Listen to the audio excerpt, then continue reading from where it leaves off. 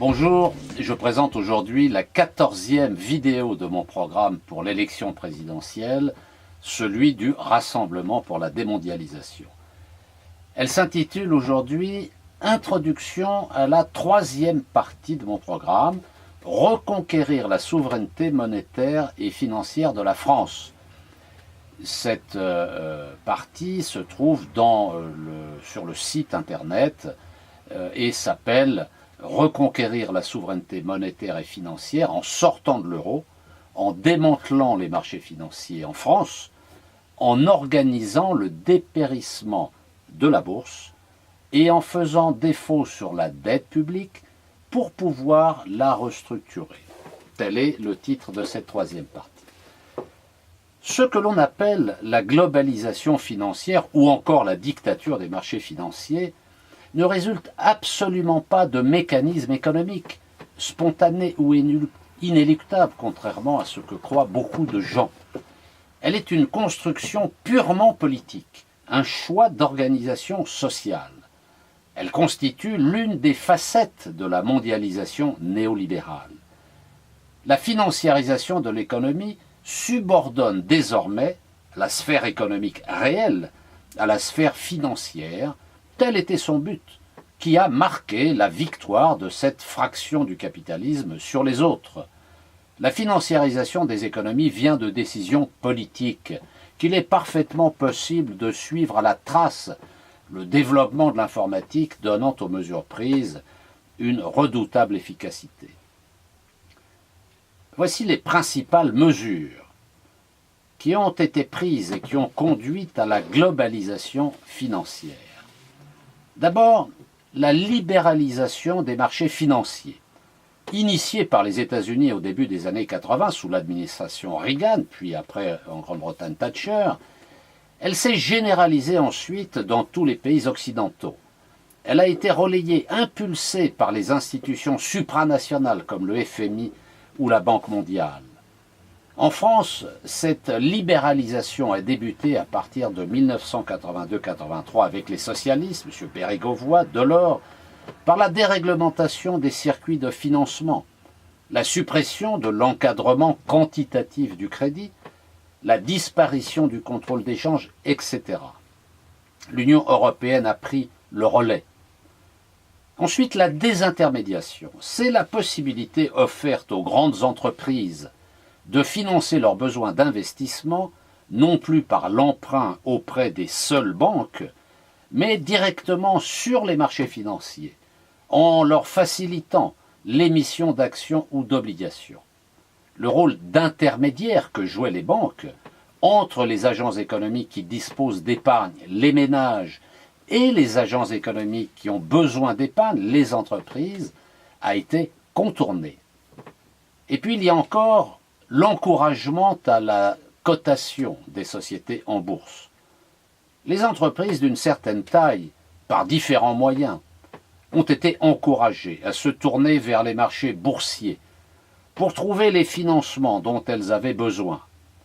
En France, comme dans beaucoup d'autres pays, ce mouvement a été renforcé par les vagues successives de privatisation. C'est d'ailleurs grâce aux privatisations que les bourses sont montées, pas grâce à l'économie. Il y a encore la création de nouveaux instruments financiers, de plus en plus sophistiqués. Ces instruments couvrent toutes sortes d'activités, notamment les risques pris dans la spéculation sur le marché. Ils ont été inventés principalement par les banques d'affaires de Wall Street. Il y a encore la modernisation des places financières, comme on dit.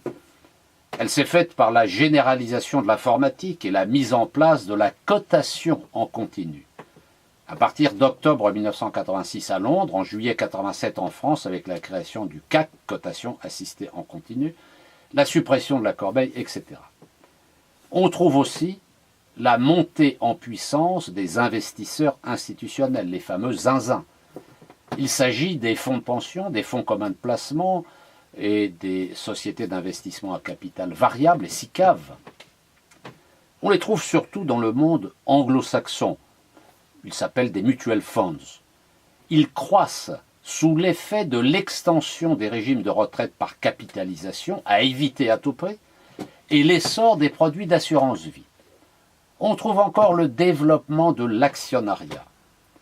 Nous assistons à une propagande permanente, au demeurant infructueuse, heureusement, pour accroître le nombre de petits porteurs, les malheureux, sous l'effet des privatisations. C'est le développement de l'actionnariat salarié avec la création du compte d'épargne en action en 1978, devenu depuis le plan d'épargne en action en 1992, la création des stock options, etc., etc. La globalisation financière avait plusieurs buts.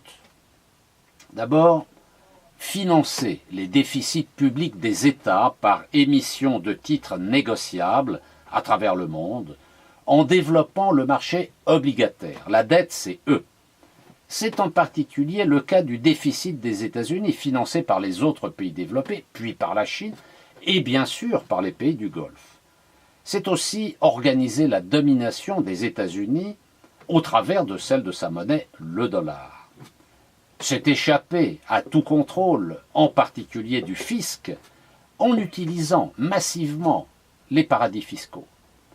C'est assurer le meilleur rendement aux capitaux en arbitrant à la fois et ou successivement des titres, actions ou obligations, des instruments financiers, des monnaies ou même des matières premières. C'est chercher à s'abstraire du risque en le découpant, en le diluant, en le répartissant par morceaux, au travers de fonds de pension et de fonds d'investissement gérés par des anglo-saxons, mais internationalement souscrits. C'est le rôle des techniques de titrisation, mieux connues sous l'appellation de subprimes, dont le rôle dans la crise de 2008 a été essentiel. La globalisation financière a entraîné le nomadisme et donc l'instabilité des capitaux. Elle a entraîné la domination dans la gestion des entreprises, de la recherche de la meilleure rentabilité financière à court terme, afin d'attirer des capitaux nomades et de maximiser leur cours de bourse, justifiant licenciement et délocalisation. C'est l'instabilité et l'éclatement de la détention du capital des entreprises, dont en particulier la nationalité est souvent difficile à définir. 68% des fonds et 29% et 29 milliards d'euros qui ont été investis dans des entreprises françaises non cotées de 1999 à 2003 sont d'origine étrangère. À la Bourse de Paris, 43% des actions sont détenues par des investisseurs non résidents en 2014 contre 23 en 1995. Deux facteurs d'instabilité se sont donc conjugués pour rendre les entreprises de plus en plus fragiles en cas de crise, au niveau du capital et au niveau de la dette. C'est aussi la complexification des instruments financiers dont même certains banquiers avouent ne pas comprendre le fonctionnement. C'est la concentration de la gestion du placement de l'épargne mondiale entre les mains d'une poignée de très gros acteurs, soit actuellement les institutionnels américains qui imposent leurs normes de rentabilité, leurs normes comptables, leurs évaluations, et qui donc, par l'importance de leur déplacement de fonds et défont, si je puis dire, les marchés, et en empochent bien entendu les commissions. En résumé, la globalisation financière permet à quelques gestionnaires de fonds de contrôler directement ou par effet de contagion une grande partie de l'économie réelle mondiale. Elle assure la domination de critères de rentabilité financière à court terme sur ceux d'utilité sociale. Elle assure la domination de technocrates aux rémunérations exorbitantes et sans risque sur le reste de la population mondiale, des pays riches sur les pays pauvres. La crise financière commencée en 2007-2008 a montré la perversité du système. Ce dernier s'en sort à peu près pour l'instant car la globalisation financière n'est pas encore totale. Heureusement, la Chine, la Russie, l'Inde, certains pays d'Amérique latine se protègent encore. On comprend pourquoi la prise de pouvoir de la finance sur l'économie suscite un silence aussi assourdissant sur les conditions et les causes de son avènement. Car au lieu de parler de dictature des marchés financiers, ce qui est vrai aujourd'hui, il vaudrait mieux parler de l'offrande faite par les dirigeants politiques de gauche et de droite aux financiers. Car ce sont bien les dirigeants politiques qui ont fait voter les lois et décider des règlements permettant de donner le pouvoir à la finance. C'est la raison pour laquelle je considère qu'il est nécessaire de dévoiler l'origine de cette prise de pouvoir des financiers, ses conséquences et la logique qui la sous-tend. La compréhension approfondie des logiques financières est un préalable absolu pour appréhender la société dans laquelle le néolibéralisme a commencé à faire basculer le monde. C'est pourquoi la reconquête de la souveraineté monétaire et financière est un impératif catégorique si l'on veut reconstruire ou construire une société de bien-être. Cela passe en premier lieu par la sortie de l'euro. C'est ce qui facilitera le démantèlement des marchés financiers et le dépérissement de la bourse en France, l'annulation et la restructuration de la dette publique.